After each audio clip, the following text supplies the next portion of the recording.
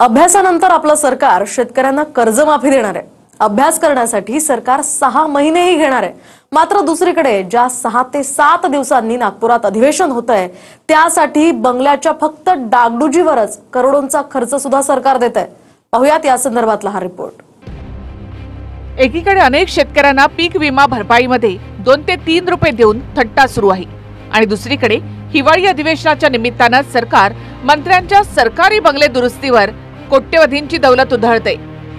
म्हणजे ज्या शेतकऱ्यांचं घर, गुरं, पिकं आणि माती सुद्धा वाहून गेली त्याच्या कर्जमाफीचा निर्णय 6 महिन्यांच्या अभ्यासाअंती होणार आणि 6 दिवसांसाठी नागपुरात जे अधिवेशन होतंय त्यासाठी मंत्र्यांच्या बंगल्यासाठी कोट्यवधींचा निधी वायुवेगाने मंजूर झालाय। महाराष्ट्राच्या कृषी मंत्र्यांचा बंगला रिपेअर करण्यासाठी तब्बल 1 कोटीपेक्षा जास्त खर्च येणार आहे। हा आहे नागपूर रवी भवन येथील कृषी मंत्री दत्ता भरणे यांचा 29 नंबरचा बंगला। या बंगल्याच्या संपूर्ण दुरुस्तीसाठी तब्बल 1 कोटीपेक्षा जास्त खर्च केला जाणार आहे।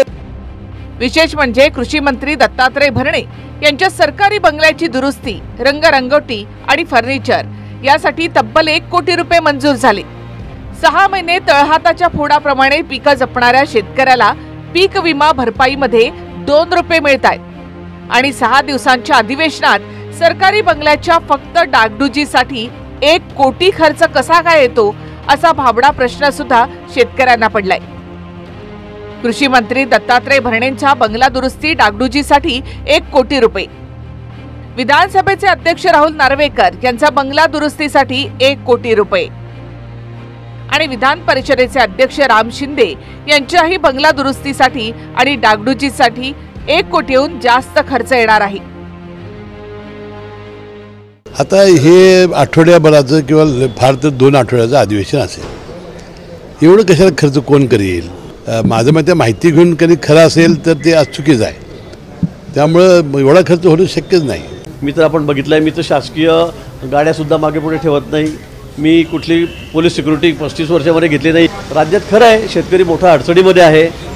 जो आरोप झाला आहे तो बघावा लागेल आणि त्यामध्ये शेवटी जेव्हा ॲडमिनिस्ट्रेटिव्ह अप्रूव्हल दिलं असेल कामाचं तेव्हा कुठला ना कुठला फंड म्हणून दिले असेल, कुठल्या ना कुठल्या योजनेतून दिलं असेल। मंत्र्याचा त्याशी संबंध नसतो, तिथलच्या अधिकाऱ्यांनी कसा खर्च कशा पद्धतीने केला हे तपासावं लागतं।